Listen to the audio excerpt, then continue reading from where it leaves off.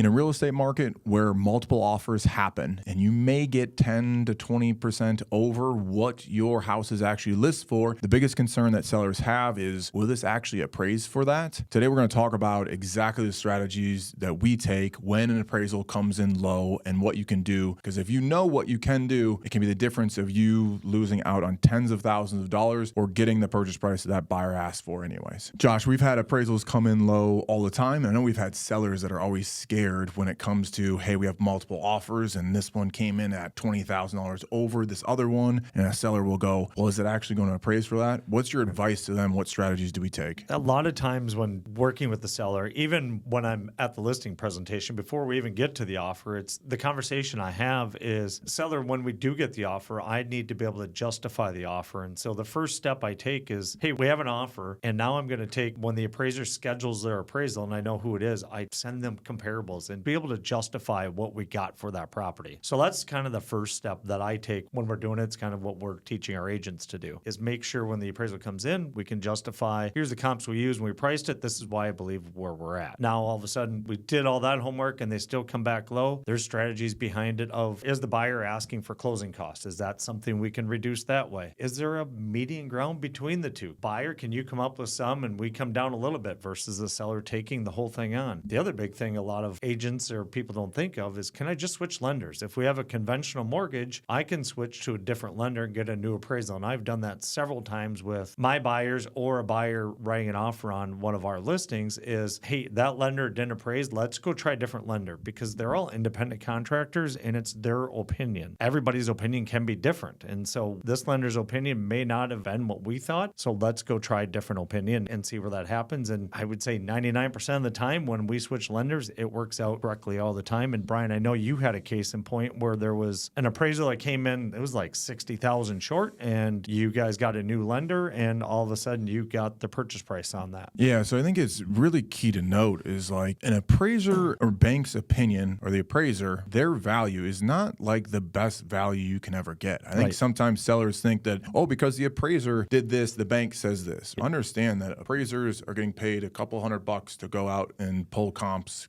for your property. They're not really truly accessing, here's what market value is. And case in point is exactly that story, is when we had a property that was listed at, I think it was $300,000. We purposely listed it low just because we knew it was going to be, we needed to sell it quickly. Kind of during that, let's price it a little below market to let the market drop. But also we had a house that they were buying, needed it to close really quickly. It's like, hey, maybe this will work out or maybe we get just good enough kind of thing. So we priced it there. We had 7 offers. 5 of them were over like $330,000. In reality, 5 people were willing to pay over $330,000 for this property, but the appraiser goes, this house is only worth this, right? And houses are based on how much somebody is willing to pay for it. So in reality, the appraiser's meant to happen to go, okay, if the bank is going to take this loan, it has to be worth this in case they foreclose so we can sell it. Well, we could have sold to 4 other people if they foreclosed on that property. So I'm pretty sure the value is actually there. So now the appraiser doesn't really care if it's in multiple offers. They have to prove it to the bank. So they need closed properties. And now this is early spring. So regardless of it, we challenged the appraisal. They went up like $500. I'm like, this still doesn't make any sense. We're better off going back on the market and selling it to somebody else. The buyer then switched lenders in another appraisal and it appraised exactly that value. $50,000 difference or $40,000 difference from the same house, the same week, just a different appraiser. That makes no sense. And that is now how I know that, hey, appraisers, it's not rocket science. It's not an exact science to go, this is exactly what this house is worth. So those are some strategies. Or also, I think the biggest thing I have with sellers too when we have this conversation, or even with our agents, like, I don't worry about appraisals. I have had properties that definitely should have appraised and didn't. My house that I purchased was actually one of them. My house that I purchased didn't appraise at value. It appraised under value on a property that we got $40,000 under what they were asking for. And that didn't appraise at value. That made no sense to me at all. There is a pool in the backyard that I know takes $100,000 to replicate. The appraiser gave it $5,000. It is not an exact science. It really isn't. And everybody's opinion of something is different. Everything's worth as much as somebody's willing to pay for it. You got a ready, willing, and able buyer that was willing to pay it. If I have 5 of them that are willing to pay it, I'm pretty sure we can lean on that